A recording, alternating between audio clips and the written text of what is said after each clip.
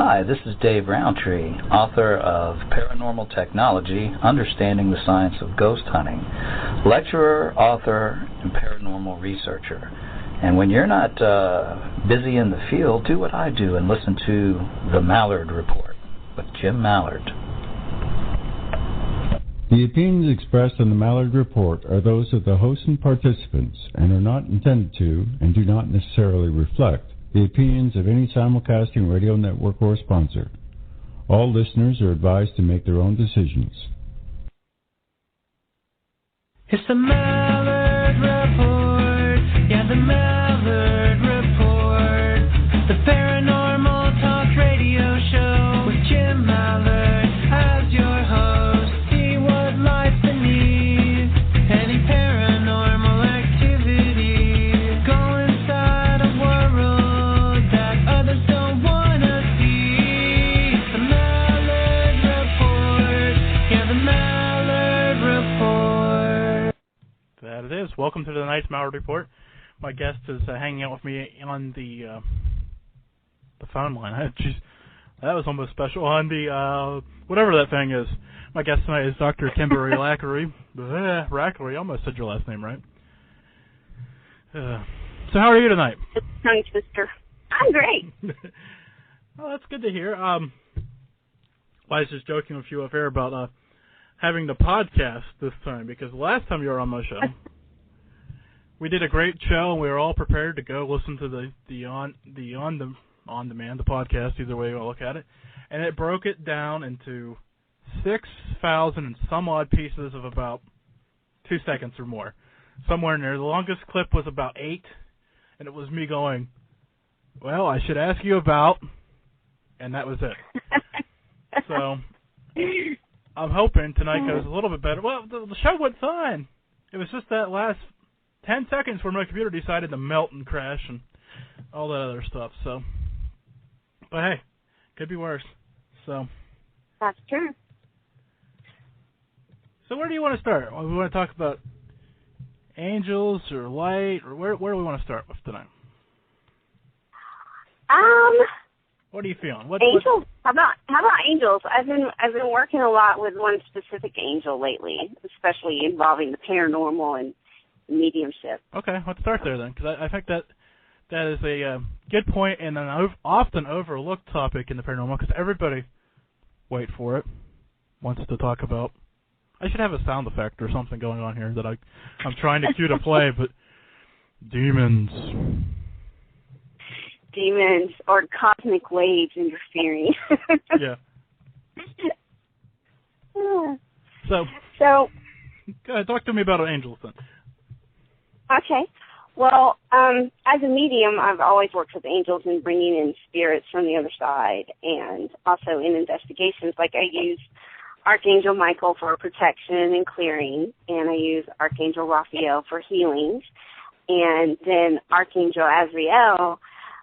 He's known mainly as the death angel in a lot of cultures and throughout history. But he's misunderstood. People tend to fear him, and I've decided, since I've worked so closely with him, and I've come to know him as kind and compassionate and ready to offer comfort to people, that he should be more known for that rather than, just being the death angel, which actually his duties are a lot more than just ushering souls to the other side. He's actually in charge of all souls, whether you're earthbound or a spirit, or if you've crossed over. He's in charge of all realms that the souls can go through, and every soul is accounted for. So I was having a conversation with him yesterday about earthbound spirits getting lost, and he told me that no one can truly be lost. Everyone is accounted for, their vibration, their name, and their lessons. And he can, if they're choosing to be earthbound, he can't interfere with that and usher them to the light and to the other side because of their free will. They have to want him to usher them. So I'm learning a lot just from having an actual conversation with the angel that's always helping me. He's the one that brings, when I'm doing a mediumship reading, he's the one that ushers the soul to me to connect with. And that's as far as I'd ever, wanted to understand them before now. And I realized that there was a lot more to him than just ushering souls to me to communicate. So it's pretty fascinating. He also helps people with their life purpose, especially people who are mediums or healers or nurses or like people who work for hospice. He surrounds them constantly to help them give people who are dying what they need at the time, energetically or spiritually, so that they feel safe to cross over, because the goal is to cross over, not to choose to stay earthbound. So I'm finding this really interesting, getting into the whole Archangel Azrael thing. It's more in depth than I ever thought it was. Yeah, I mean, of course, as I don't want to say as simplistic as it could be. Of course, anything that you think is simple isn't. I mean, just take cars or pushing talk on a microphone or something. So, I mean, there's a lot of different variables about how the afterlife. I mean, just even thinking about the spirit realm, and then all the different. I mean, earthbound. Oh, there's so many different angles and facets to that. Just always boggles my mind. So,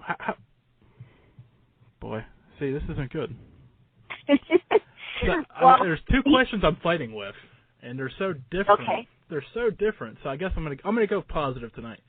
Since it's State of the Union night, I'm going to try to keep it upbeat, even though I mentioned the D word earlier. He's on another network, probably speaking right now. Oh, there it is. I said it indirectly. I was joking with somebody that I'm probably on the do not fly list for the little banner I posted earlier. So if you missed that, it's on Twitter and Facebook right now. Anyways, that's here or there. So I guess back to my question is, once the soul's earthbound, I mean, is that a conscious decision somebody makes, or how does that work? Usually, yes. It can, because of your state of mind when you cross over. If you fear something, or you are holding excessive anger, or you've gone through a traumatic event, sometimes you become earthbound, but it's not like earthbound for like years and years and years. That's something that angels immediately will come in and help the soul realize why it's still lingering, and it will usher them to the other side. But most earthbound spirits choose to stay earthbound because they either feel unworthy of going into the light, they fear the light, and they don't know what to expect. They think that they've done something so horrible that if they go to the light, they're just going to disintegrate and be nothing. They also can have such anger and resentment that keeps them tied to the earth plane.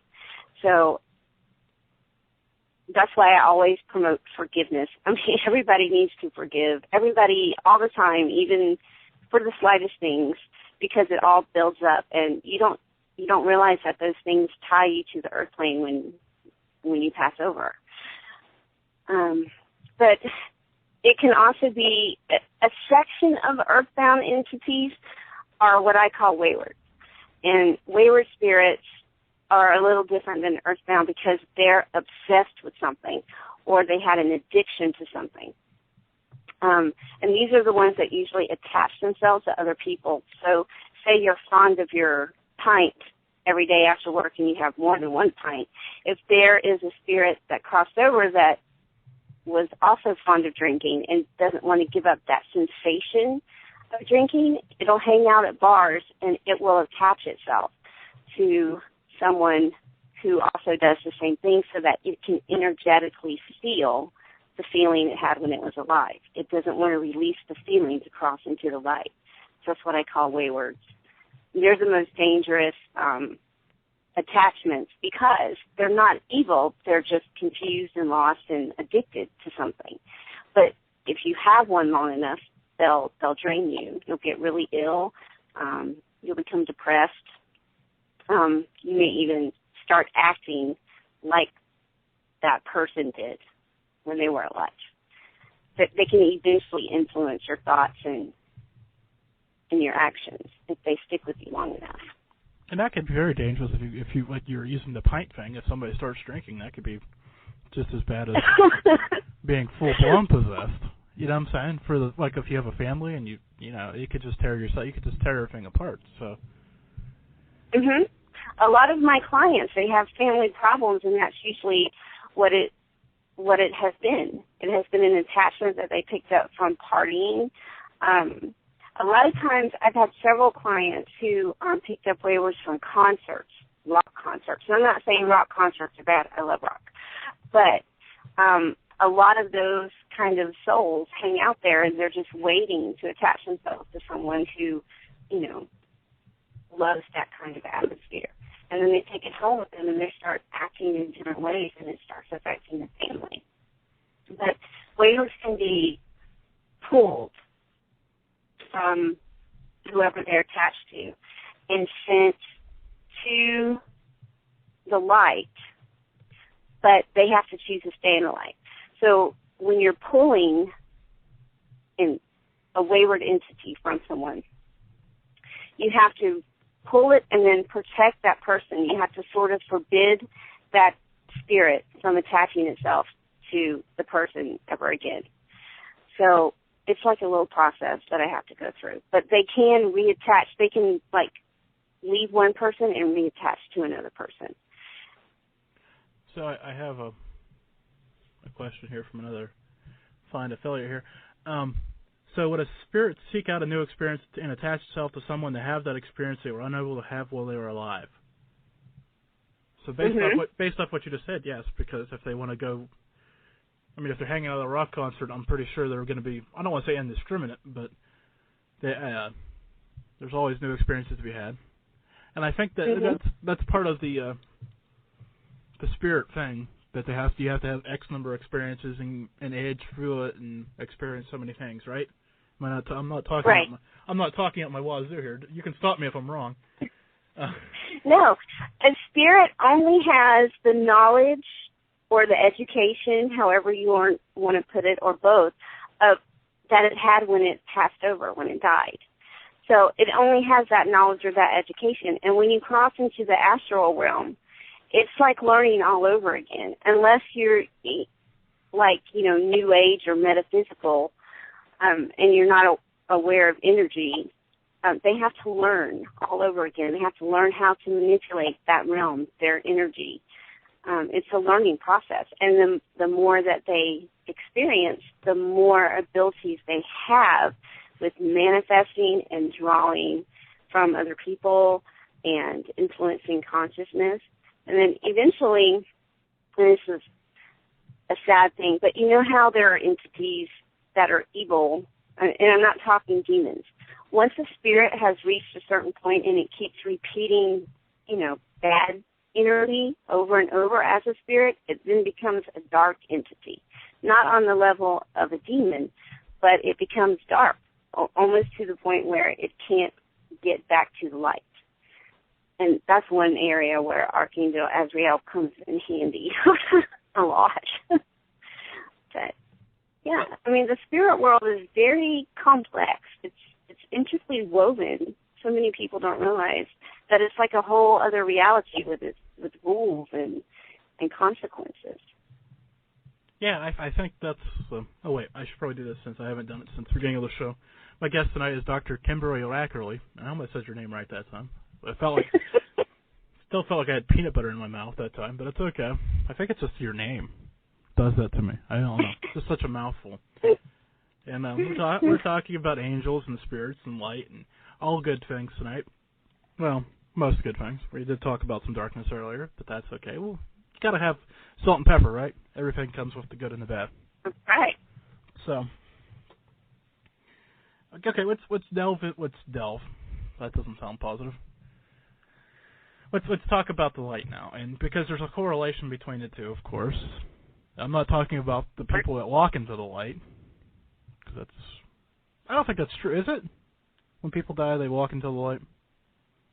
There is a light. There is light. It's kind of like it's a tunnel, I guess. It depends on what your beliefs are and what culture you come from. But there is a light, or you can say a frequency. It's like a radio signal. And it's a spectrum of heaven that descends. It's like a beacon to call you home. People don't want to hear radio frequency because they'll think they'll be getting me, and they'll choose not to cross over so they don't have to hear it. Well, for me, everything is frequencies and vibrations and energy, and waves, because that's how I see everything as a medium. So, yeah, I do use frequencies a lot.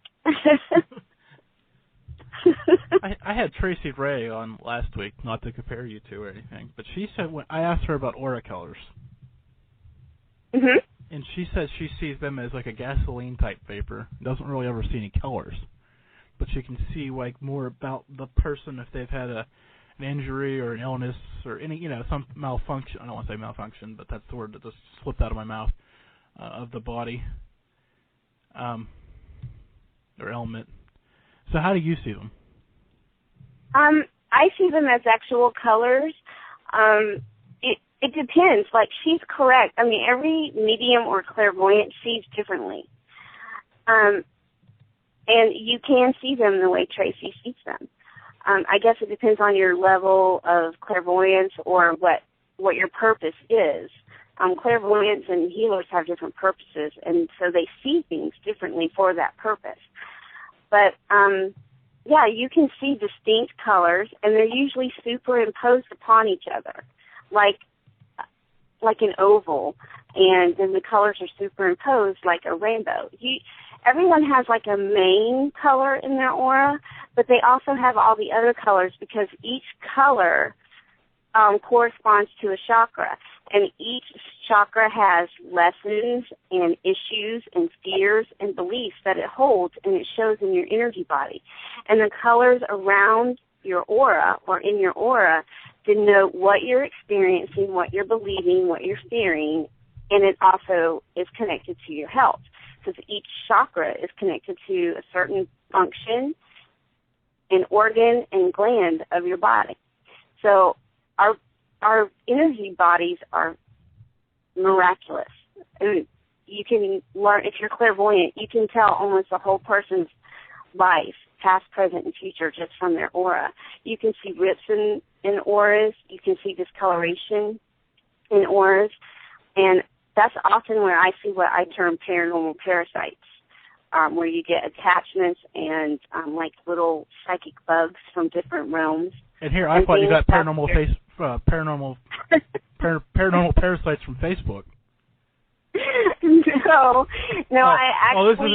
This is a different kind of thing. We'll get back to Facebook here in a minute. Go ahead. I'm sorry. No, for me, paranormal parasites are an actual thing, and this will be way out there for some of you listening, but they can even be alien implants. So, yeah. Well, I have Scotty Roberts coming on in a few weeks, so aliens isn't that far stretched. There are aliens. Trust me. Well, for us to believe we're the only people in the universe, that is naive. I mean, that is very naive. Yes. Yes, very naive. I mean, the Earth's flat, but I believe there's other people.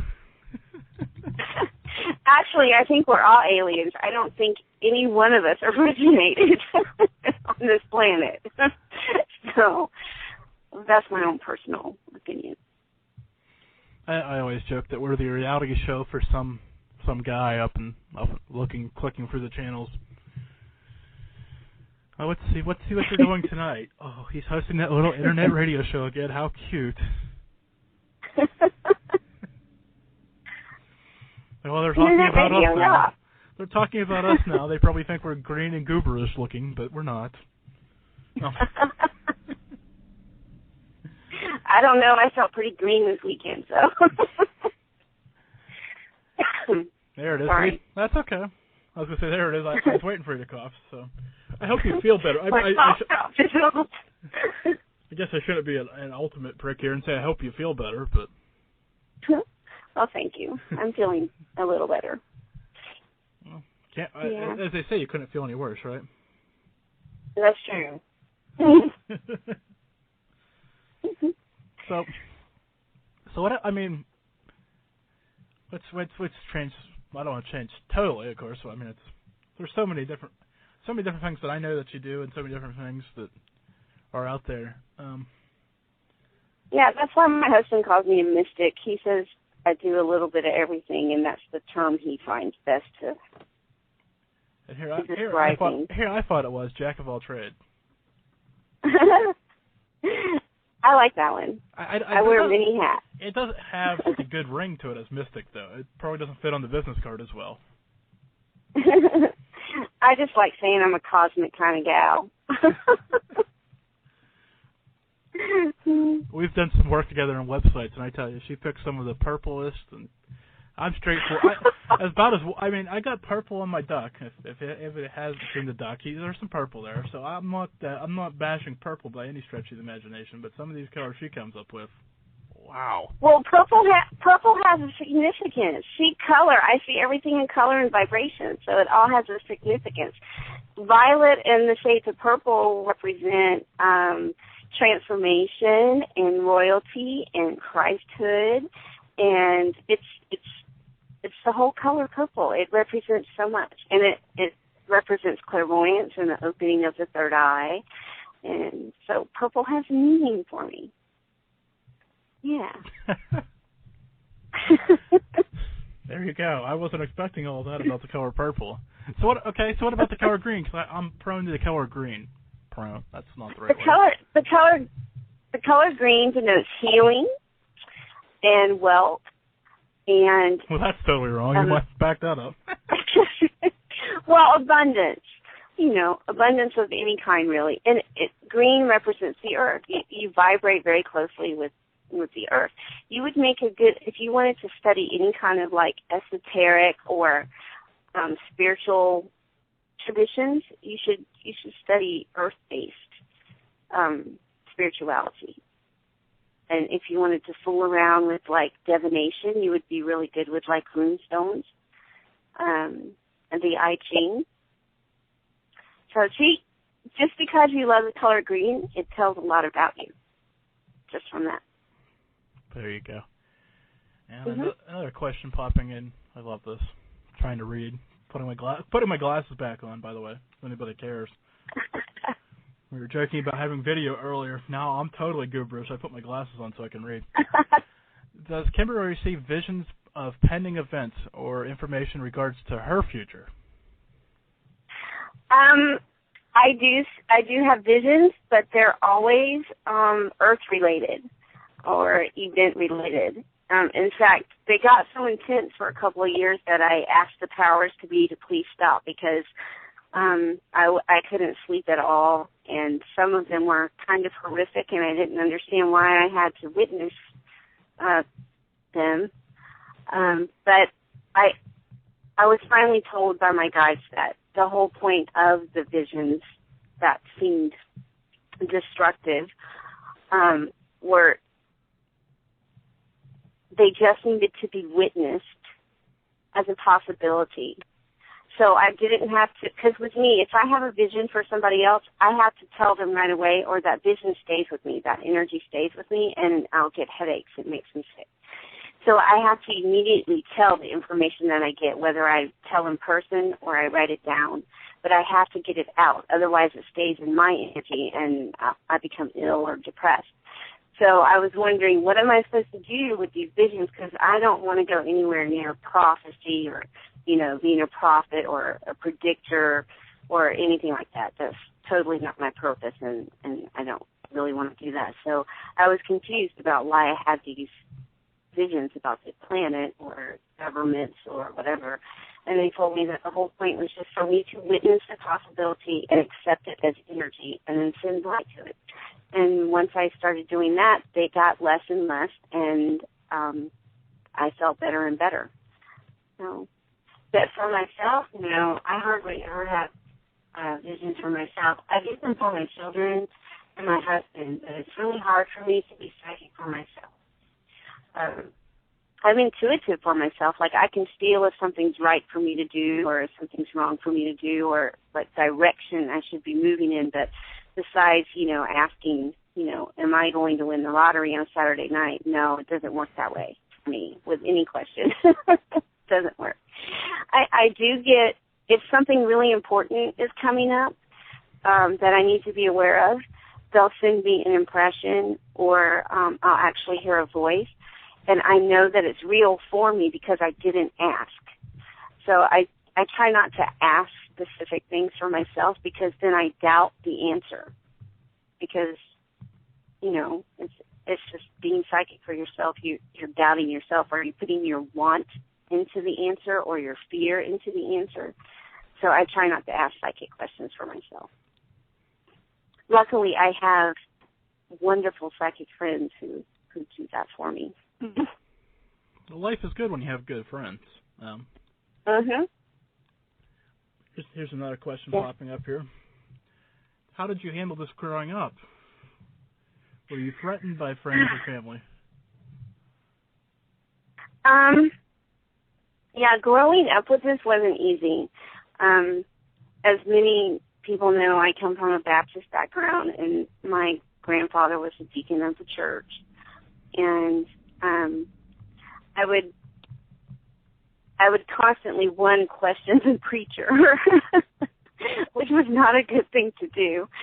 And anytime I would say, Papa said this or Grandma said this or whatever, they would, because they had passed away, and I would see them. They would come sit with me at church, or they would ride with me in the car. And I would talk to them, and my parents would totally freak out. So I was actually talked to by the preacher that they thought the devil had a hold of me, and they prayed over me and stuff like that. So eventually I learned to keep things to myself. It was actually my first husband's parents who gave me the courage to come out of the closet and to actually be who I was. They didn't doubt me. They were open to everything I said, and they kind of encouraged me. So without them, who I love them dearly, they're still my mom and dad today, even though I divorced their son. But without them, eventually I probably would have stepped out of my fear of what I was. But yeah, it wasn't easy. I had to keep, especially when you see your grandfather. You walk in and you find your grandfather on the floor. But he's on the floor, and he's also standing behind you, and you can see the front door through him. That was my first real experience with a spirit that I knew, and it was also my first feeling of shame associated with being able to see a spirit, because I was telling my dad that Papa's not Daddy's right here, and my father got on to me for making things up, and I was a bad person for, Papa's dead and you're making things up. He's not here, he's dead. And so that was a hurtful time for me. But and until the day my dad died, he still didn't understand who I was or what I did. After he passed away, a medium friend of mine called me with a message from my dad. And it was, I understand. And it was as simple as that. And she had no way of knowing that my dad didn't understand. And I knew it was my dad, because that's the one thing I wanted from him, understanding. So. Yeah, it's. I'm not nearly the medium or anything, but it's tough when you bring up paranormal things. Just, in general, to people when they get defensive. There we go. There's a good word for it. They do. My mom still has, she side skirts any conversation with me about being psychic or metaphysics or the paranormal. She loves the ghost hunting shows, though. but she doesn't love her daughter being able to communicate with them. That's like the football joke, you know. Everybody likes watching football, but if it comes to your son playing football, whoa, wait a second, let's have a conversation here. Yeah. Halfway through already. Like tonight, I told her. Yeah. Are you scared? Scared. I love that. For those who may be joining us at this bottom of the hour because they've had enough of the stuff that's on every broadcast network around the world, well, around America at least. My guest tonight is Dr. Kimberly Rackley, and I'm glad you're tuning in for, I don't want to say entertainment, but compared to that, this is. So, I wish I would. I mean, I heard about it this morning. I wish I would have spent some time on Photoshop. I could have had some fun with the president and the doc, but I threw something together real quick. It's up on Facebook and Twitter if anybody wants to retweet it or be helpful in me going forward with some of these, because I think we could have some fun. But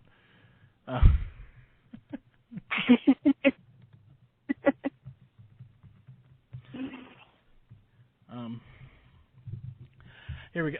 There was a follow-up question to the question about seeing events in your future. Of course, I missed it because I was too busy cleaning my glasses because they were incredibly dirty, but that's okay.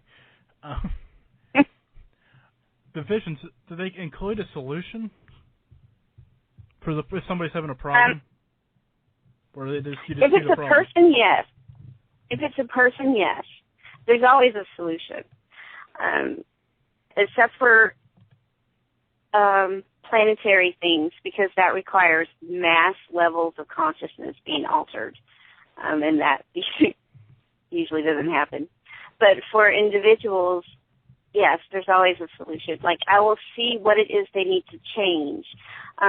When people are experiencing something bad, they don't like to take responsibility for it because most of them don't understand how energy works.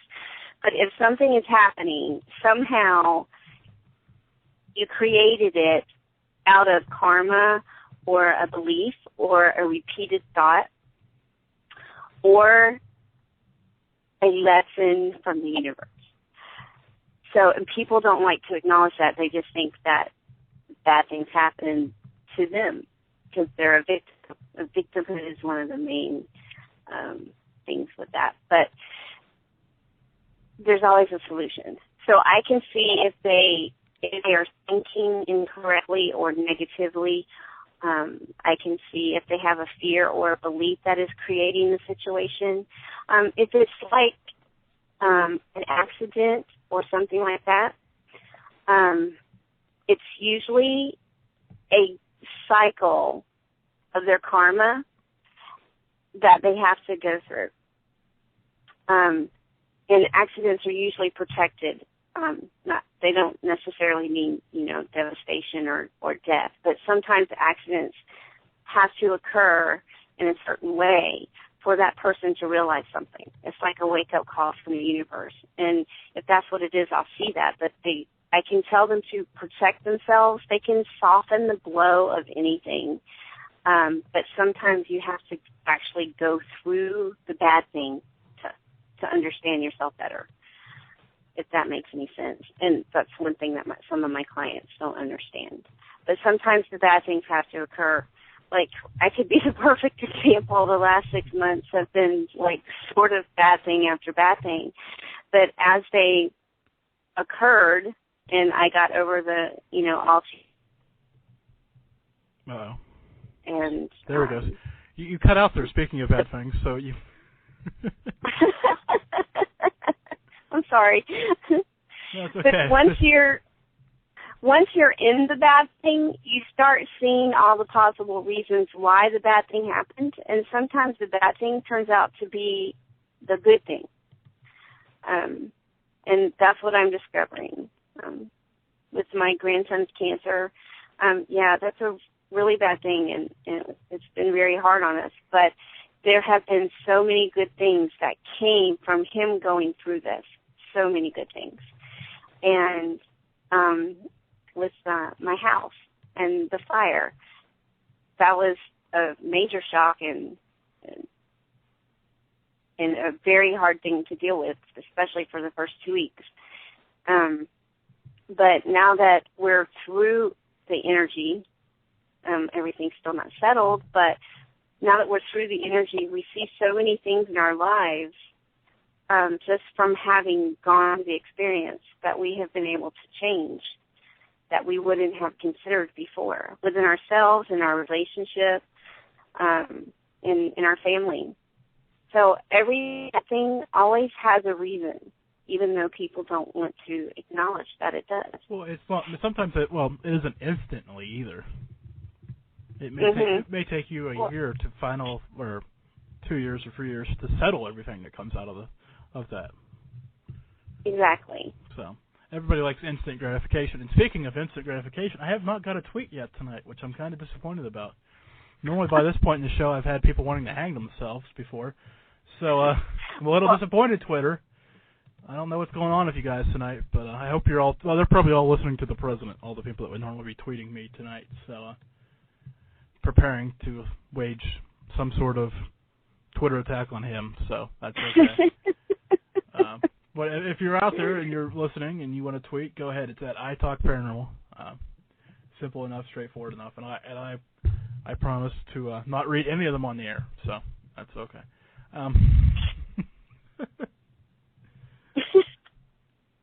Just one more question here. Has she been visited by a harbinger?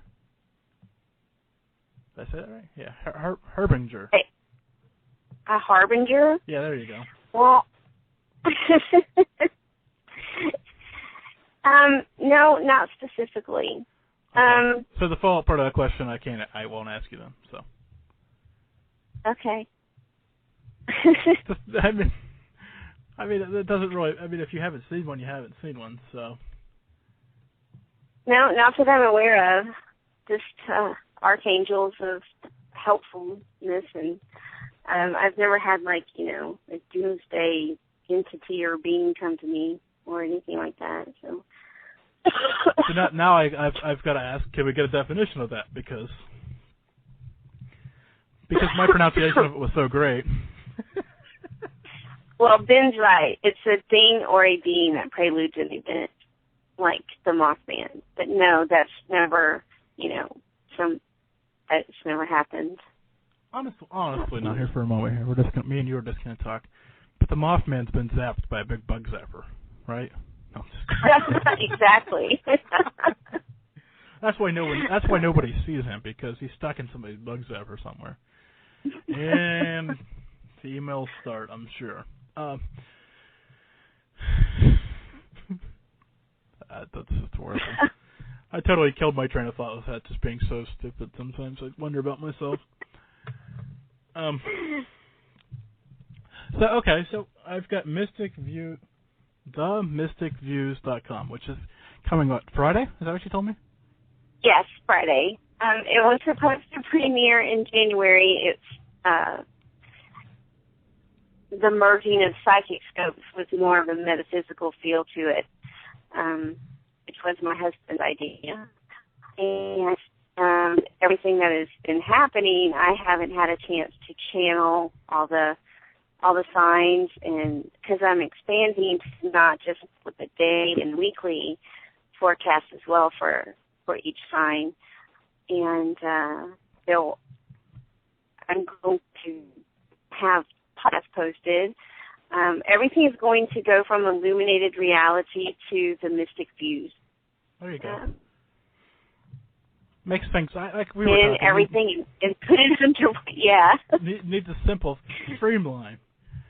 People that have been following me for the last year have seen me whack and hack and mess up things over and over again until I got to figure out how I wanted it. So. Right, and I need everything in one place and with one theme. I can combine everything that I do into one thing, the mystic views, and it'll make everything easier for me and give me more time to work with my paranormal team, Nightside Paranormal. There you go. Go ahead and talk about them. Yeah, well, we're healing. I missed, because of the fire, I missed our first fun investigation of the year, but they all went and had a great time. But we're working on, I hope I'm allowed to mention this as I'm assistant director. I think I can. It's just me. It's okay. Nobody's listening tonight. Don't worry about anybody else. We're starting like a little division of Nightside because we get so many questions about the psychic side of investigations. David, I give permission. Thanks, David. We're going to start a division of Nightside called Psychic Side, and I'm currently like writing the guidelines, and it will be a psychic investigating team basically, or for people who have spiritual or psychic questions with the paranormal, or maybe paranormal activity that is more based on a person creating it spiritually or psychically themselves. So I'm really excited about it, and especially that David and Brian trust me to put this together and want it to be a part of Nightside. So I'm really excited about that. So I really want to free up some of my time so that I can get started on that. Yeah, I'm excited. You mentioned that to me a while ago. No offense, guys. I'm sorry, but well, as they may have noticed, I've been attached to the team for a while now. So So yeah, I'm sure they. And I hope it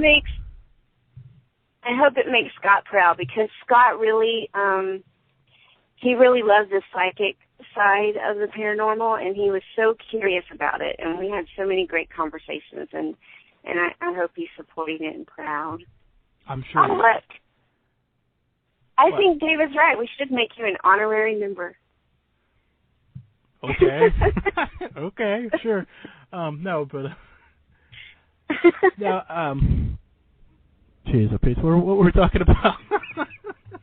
That's not good. That's no, it's been fun to watch the ebbs and flows and development of that. Having had my own team for almost, it'll be 5 years in a couple months, so it's been fun watching somebody else and helping you guys out as you got started, get your feet off the ground and get going. So yeah, we're getting back the way that we should be. It's been slow, and then everybody's lives took a little turn, and so we're being patient, but we're back in the game, and we're excited to be. We have some investigations coming up, so I'm excited. In fact, go ahead. One of our clients is in the chat room, so that's nice to see.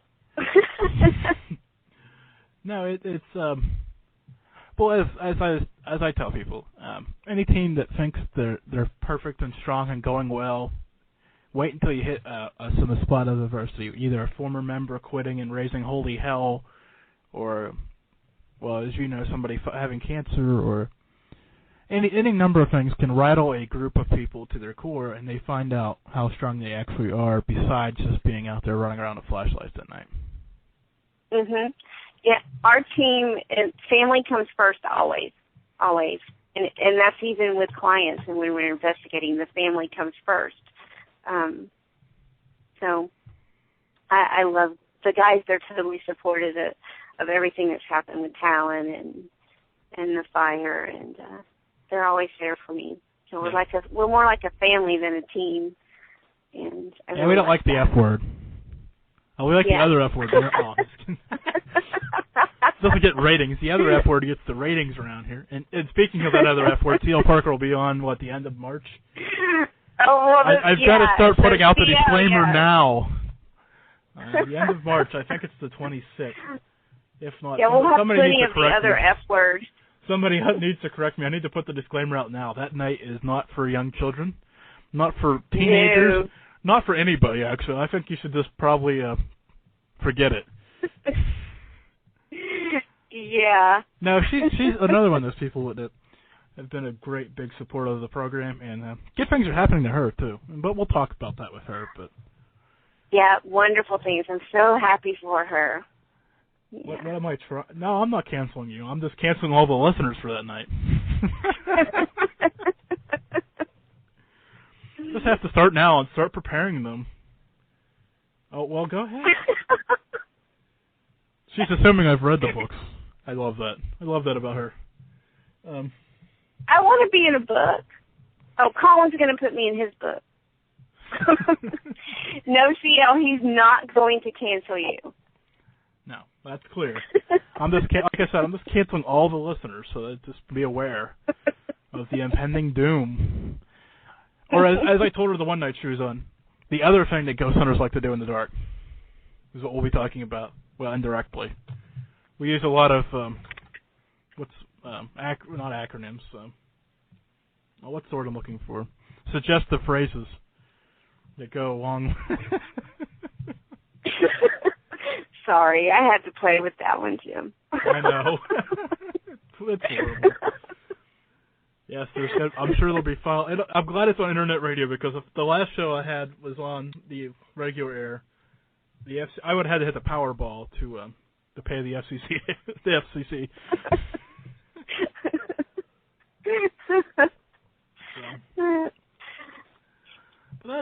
So what are we saying ghosts like to do? What are we saying?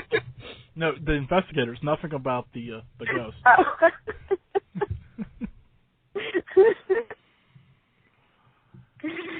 Well, I need to be characters in other. Here, I'll throw this out since you're in the line because you'll hate me for this.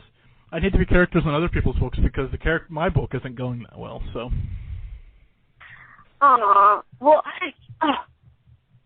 I'm sorry. I'm sorry for you, but I'm excited for me because I recovered most of Paranormal Illuminations. I just have to fill in the parts that were lost from the fire. That's great, though. That's a good start. I know. I'm so excited. So I'm hoping by April or May that I can have it all redone and re-edited and up on Amazon. So that's my goal. I'm really excited. So remind me to pencil you in for the end of June because that's the next open spot. Oh, good. And they're going quick. For the end of June. They're going quick. People are bugging me. When can I be on your show? Well, it's going to be a few months. But like when? I'm like, June? Because everybody loves your show. I know. Well, it's good. It's good to have people want to be on it and all. But man, I'm trying to, you have the most fascinating people on. I had Bill Bean on a few weeks ago. He came to me. I love Bill Bean. He is so amazing and inspiring. And when I got his message, I'm like, of course, I've heard him interviewed a few times, and it never crossed my mind to ask him. I'm too busy with taking care of everybody that's coming in that wants interviewed, and so. But I'm throwing this out here. May 28th, I think it is my 2-year anniversary show, and just saying now that I'm in the process of booking a guest that will make all these other internet shows go. How in the hell did he get him? Just saying. Oh, it's a him. Well, I'll have to do some psychic investigating. It's not confirmed yet, so it might not be out there on the psychic news line yet because it isn't confirmed. I'm trying. What's this weird stuff? I'm beating down this guy's door, trying to get him to say yes. At least even for part of the show. I mean, I can fill the other part. Trying. It's more like begging, dribbling all over myself, but that's okay. But if it comes together, it'll be great. If it comes together, it comes together. If not, I've got a few others that I've asked. So, nope, not a paranormal person. It'll come together. It'll come together. Yeah, hopefully. If it doesn't, I'll sit here and talk to myself for an hour. People like you like that. We do. We want you to talk more, actually. We like it when you have your show where you just talk too, because we like to hear what you have to say. Which is why I'm looking forward to later. Yes, later tonight. And his show starts in 10 minutes, so to speak. I guess close enough for those. Daniel Bouts and the Grand Dark Conspiracy over at SharkRadioNetwork.com. I'll be his guest probably shortly thereafter. I've got a few things to wrap up here before I jump on over there, of course. Surprise, surprise. The host has work to do. I know some people out there think this is just simple, which is beyond me, but it really is once everything starts and you start going. And then you've got a whole bunch of things to do. Well, at least I do. I mean, I guess if you want people to hear your podcast after. But anyways, that's a cheap shot to somebody out there who isn't listening to my show, I'm sure. But Yeah, whatever. Anyways, before I bash somebody really hard, I'll just move on. Yeah, Bill really came to me. He sent me an email and said, I've heard great things about your show, I've heard great things about you, and I want to be on. So, and he followed suit and sent me a couple great messages, so I'm just happy for it. So, and he'll be back on. He's so busy, but he'll be back on, of course. And just so many people, so many great people that it makes it tough because between I've got Dr. Kimberly Rackley on. She's a great person, of course, and C.L. Parker there, and David and Thomas Husko, and I know. So many. You're gonna have to have Nightside on for just Nightside one of these days, and David has good stories to tell. So does Brian. We could probably set that up. I was joking earlier. I haven't done it yet, but I've been joking about doing 50 states in 50 weeks. Oh, that's awesome. You should do it. I should, but I've got to stop. See, that's a whole year commitment right there. Unless I do it separately. So, I don't know. That's why I guess that's the problem, because if I did it, it has to be a whole year commitment to these things. So. That's not a lot of time. That's not a biggie. Yeah, but when 4 people a week want to be on the show.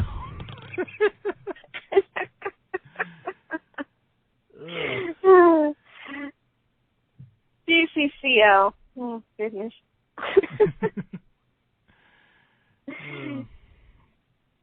So, I guess, okay, we did talk about mystic views.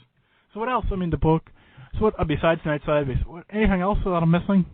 I can't remember anything else, but I want to make sure I get everything out. No, that's pretty much it. The Mystic Views is my newest attempt of merging my jack-of-all-trades self into one. It's not as easy as it sounds, is it? No, it's not. I mean, it could be. I mean, you just delete everything and move on, but no.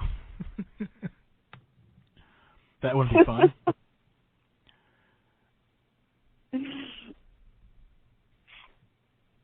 Here comes another point. I'm just dumbfounded, so I'm just going to ask you. I think I know the answer, but I'm going to ask you and then let you answer. Have you made any of your own recording equipment? No, I have not. Are you kidding? Have you thought about? I don't know. See, something told me you thought about it, or thought. I mean, maybe that's the whole podcast thing coming off you. But I feel that you've at least thought about it. Yeah. Well, I've thought about my husband doing it, not me. I am my own recording equipment. It all goes in my head. See, David's laughing because he knows I am so totally not tech smart there. Yeah, no. I'm designing. Do oracle cards count? Because I'm designing paranormal oracle cards to use in investigations. Does that count? Anything you want to throw out there counts. You should know that by now. I don't limit, I guess, on what they can talk about.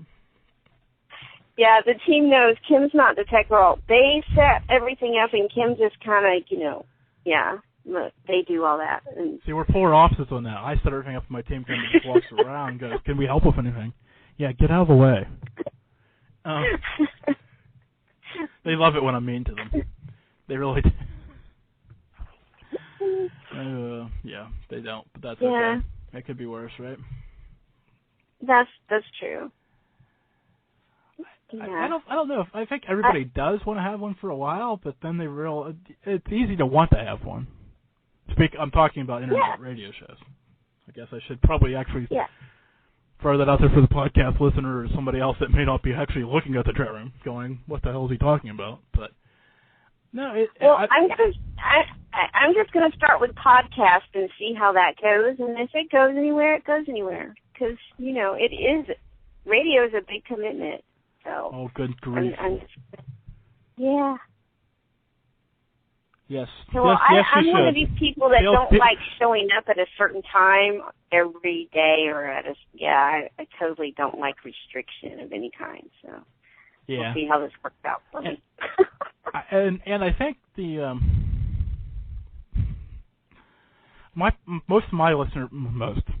majority of my listeners listen to the podcast. They don't come live, so. At least according to the numbers I'm seeing. So. What? According to the numbers I'm seeing, most of my listeners listen to the podcast, not the live show. So. Really? Yeah. Wow. Overwhelmingly. Almost 6-1. Well, maybe because they have more time. Maybe, they want to listen, but they can't tune in at 9 o'clock on Tuesday. Yeah, being up against the prime time shows on cable kind of sucks. Yes. At least I'm not up against the Walking Dead, but That's true. I would have no listeners then, at least live listeners.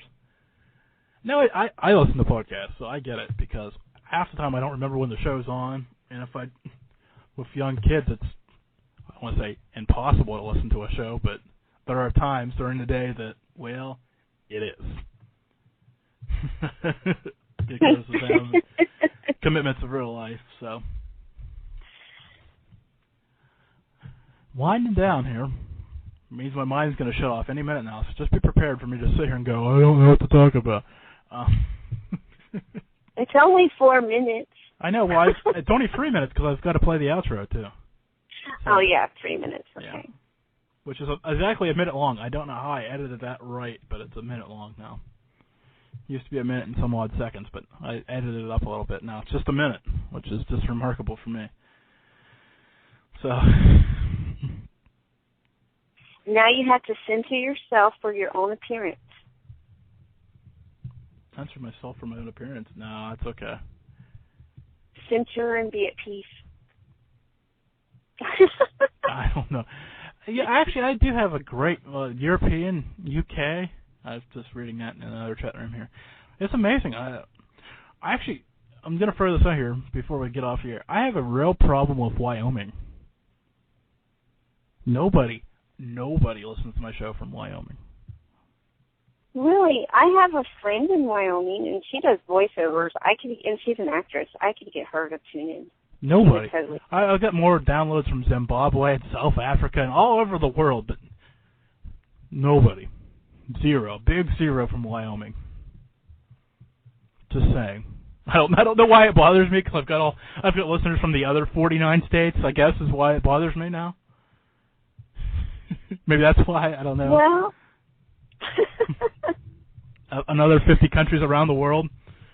But none from Wyoming. Kind of stands out in that little map that I get. I mean, I've even got some from Delaware, Rhode Island, and Connecticut. Just saying. Well, most of my followers on Twitter are from your area, or Connecticut, or New York, or England. I don't know how that works, but I can't get anyone in my own state to follow me. Well, I've got a lot of listeners from the Sunshine State, and I thank them. And if anybody's wondering where the most listeners from my show come from, it's California, because I don't know, because they think I'm some kind of individual out there that's kind of cool. So, okay, you're way cool. Before I forget, the mysticviews.com, Friday, good time to hang out. Losing it. I haven't had it, but okay. Friday. And if you need anything else, italkparanormal.com, and we've got to go. Before we flip that on-air sign to the off position, a quick reminder. For all things about the report, previews, and reviews, go to italkparanormal.com. That's italkparanormal.com. Good night.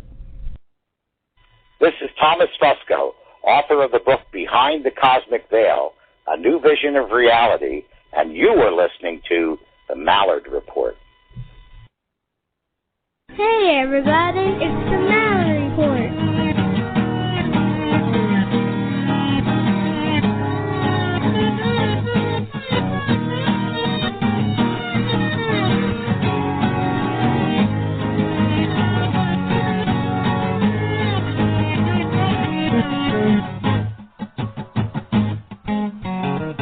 The Mallard.